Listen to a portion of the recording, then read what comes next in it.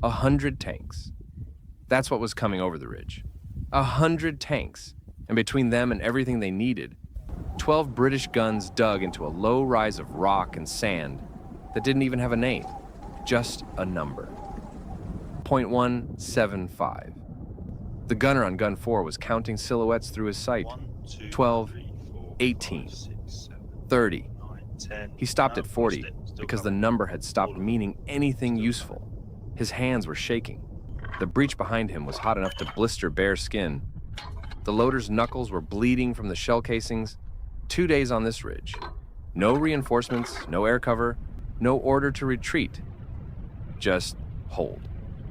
Would you? November 1941. North Africa. Erwin Rommel had spent 8 months making the impossible look routine. Attacking when he was supposed to wait, advancing when he was supposed to consolidate, to pushing the British back 800 kilometers, roughly 500 miles, in under 2 weeks. His reputation had become a weapon in its own right. The enemy had started to believe he was unstoppable. Operation Crusader was Britain's answer. 118,000 men. 756 tanks. Objective: relieve Tobruk, destroy Rommel's armor, end the myth. The plan assumed Rommel would cooperate. He didn't. Within 4 days, the offensive had collapsed into one of the most confusing armored engagements of the war.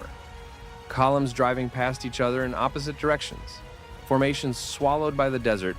Nobody sure where the front line was anymore. And here's why that matters for 12 guns on a ridge nobody had heard of.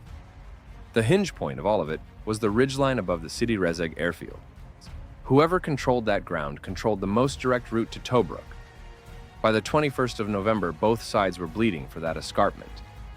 .175 sat at its edge. The 2nd Battery, Royal Horse Artillery, 73 men, 12 2-pounder anti-tank guns, 40 millimeter, just over 1.5 inches of shell, effective against German armor at 500 meters, about 550 yards. If you hit the right angle, marginal beyond that. Here's what you need to understand about those 500 meters, 550 yards. That's not a comfortable distance. At 500 meters, 550 yards, a Panzer III is filling your entire gun sight. Its machine guns can reach you. You hold until that range because it's the only range where your gun can reliably kill. And because engaging early means dying anyway, having accomplished nothing. So, you control your breathing. Now you track the silhouettes, you wait. 0615 hours. 22nd of November, 1941. Reconnaissance elements from the 21st Panzer Division crested the rise. Extended line, probing, not attacking. They found the guns, stopped, pulled back. The gun commanders held fire 30 minutes. Then, the main force arrived. German records put the attacking force at around 60 tanks with motorized infantry. British reports say 80 to 100. Call it somewhere between. The fog of armored combat in open desert is real, and both sets of records reflect it. Either number pointed at 12 guns is a number that makes experienced soldiers go very quiet. 2 waves, Panzer III's leading, 50 millimeter guns, roughly 2 inches of high-velocity round, fast, aggressive. Panzer IV's behind. Infantry in half tracks, waiting for the guns to be suppressed. They were attacking .175, specifically because those guns were blocking the southern approach to Sidi Rezegh. The corridor Rommel needed opened to split the British forces and trap the 7th Armored Division before it could concentrate. Every minute those 12 guns stayed functional was a minute that corridor stayed closed. Rommel didn't just want .175 cleared. He needed it cleared fast. The gun commanders let them come. 500 meters, 550 yards. The first gun fired. 3 tanks stopped within 2 minutes. 1 burning immediately. 2 immobilized, tracks shredded. The German line wavered, then angled left, looking for a flank. The guns traversed with them. German tank commanders started engaging the gun pits directly. 1 gun took a direct hit in the first 10 minutes. Crew gone, weapon destroyed. 11 guns. The German infantry dismounted. because the armor alone couldn't silence those guns, and doctrine said infantry suppressed what tanks couldn't destroy. When enemy soldiers started advancing on foot toward the pits, the crews were fighting with rifles and a single Bren gun, while simultaneously keeping the guns working against the armor. Think about what that actually means. You're a loader, slamming shells into a breach too hot to touch with bare hands. You can hear small arms fired 20 meters to your left, 60 feet, maybe less. You don't know if the men at the next gun are still alive, and the order is still hold. So you hold. By 0900 hours, the German advance had stalled 300 meters from the gun line, roughly 330 yards. Not because reinforcements came. None did. Not because the Germans ran out of tanks, but because crossing 300 meters of open ground, barely 330 yards, into 9 working anti-tank guns with no cover was asking more than veteran armor wanted to give without regrouping. Rommel's operational diary for the 22nd of November notes, and I'm quoting directly, "Unexpectedly stubborn resistance at the southern escarpment, causing delay to the planned envelopment. Unexpectedly stubborn." The gun crews, bleeding, dehydrated, working weapons getting hotter with every round, would have found that phrasing interesting. By midday, the German force had pulled back. 7 of 12 guns still functional, 51 of 73 men still alive. And here's what those numbers meant beyond the ridge itself. That stalled advance had kept the southern corridor closed for 6 hours. 6 hours, during which elements of the 7th Armored Division were moving, repositioning, buying room they wouldn't have had if those 12 guns had broken at 0700 hours the way they were supposed to. The afternoon brought something the guns couldn't answer.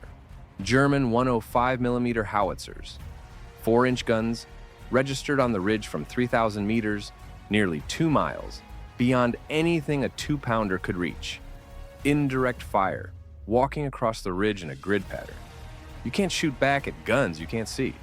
So you dig deeper and you wait, and if you're wondering what that's actually like, sitting in a shallow pit while heavy shells walk toward you, every account describes the same response. You stop thinking about the shells. You think about very small specific things. The state of your ammunition. Whether the breech will hold, whether the man at the next gun is still there. You focus on what you can control, because what you can't control will kill you, whether you think about it or not. The shelling went on until dusk. By morning on the 23rd, a supply column from the 1st South African Division had pushed through overnight. Ammunition, water. The guns repositioned to cover a broader arc. Rommel tried again.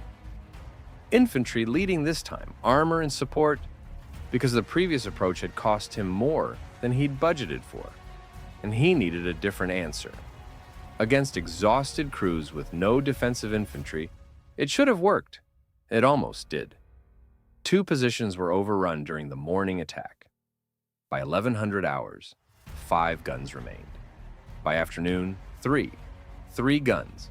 Crew strengths down to single figures. Some men awake for close to 40 hours, loading weapons that should have had barrels rotated hundreds of rounds ago. The line still held. The German advance into the Sidi Rezegh airfield eventually succeeded. Point 175 could delay but not prevent what 5 divisions of armor were going to do to that front. But here's what the delay actually cost Rommel. And this is the part that disappears when historians summarize this action in 2 sentences. The 8th Army's after-action analysis estimated the resistance at point 175 disrupted the 21st Panzer Division's timetable by 14 to 18 hours.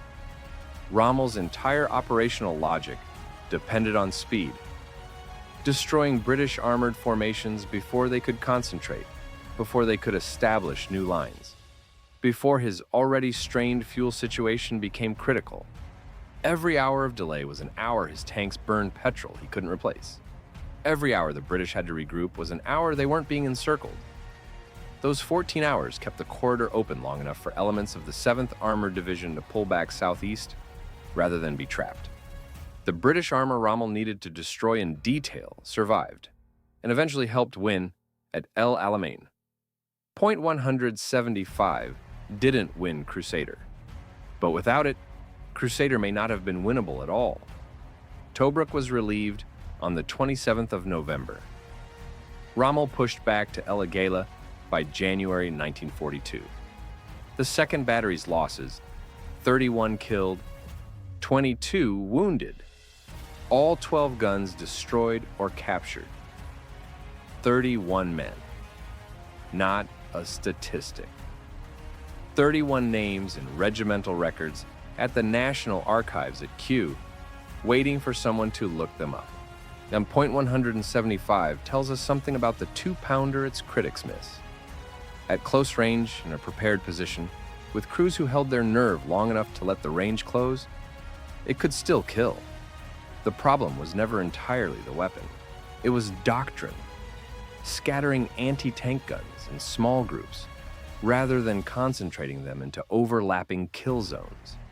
.175 was, almost by accident, the right concentration in the right place. And it fed forward, because this wasn't the last time British guns stopped Rommel's Panzers. At El Alamein, at Outpost Snipe, they turned the same principle into something close to a slaughter. 19 guns, 52 confirmed kills. But Snipe didn't appear from nowhere.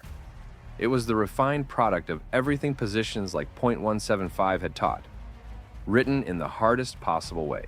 Yours, the men who survived carried that knowledge east. Some helped write the doctrine that made Snipe possible. 31 of them never got the chance. Rommel visited the position after it fell. His notes described the emplacements as well-sighted. The defense conducted with considerable stubbornness. He never explained why it took that long. Why a full armored division couldn't cross 300 meters of open desert, barely 330 yards, in under 2 days against 12 guns and a handful of men who had no business stopping him at all. Somewhere in the margin of a water-stained war diary, pencil, barely legible, written by a hand nobody has identified, there's a single sentence. They stayed because leaving wasn't an order. No name, no rank.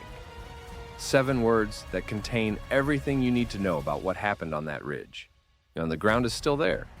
Same low rise, same sightlines to the northwest. No monument, no plaque. But if you walk that ground, and a few historians have, you can still find the brass. British 2-pounder casings half buried, oxidized green. German armor fragments rusted into the rock. 12 guns went into position on the morning of the 22nd of November, 1941. When the count was finally taken, they were all still there. Barrels burned out. Breaches destroyed. Every single one still facing west. If you've got family who served in the Western Desert, 8th Army, South African Forces, Australian, New Zealand, Indian units, I want to hear about it in the comments. Drop a name, a regiment, a story you've never been sure what to do with. These men deserve to be more than footnotes. And if this is the kind of history that matters to you, the positions that held when the math said they couldn't, the version that doesn't get the monument, subscribe. We document one of these every week. Next episode, a decision made in a Berlin conference room in the winter of 1942. Completely reasonable on paper. Logical given what the generals knew. And it sent an entire army to its death. The records survive, the reasoning survives.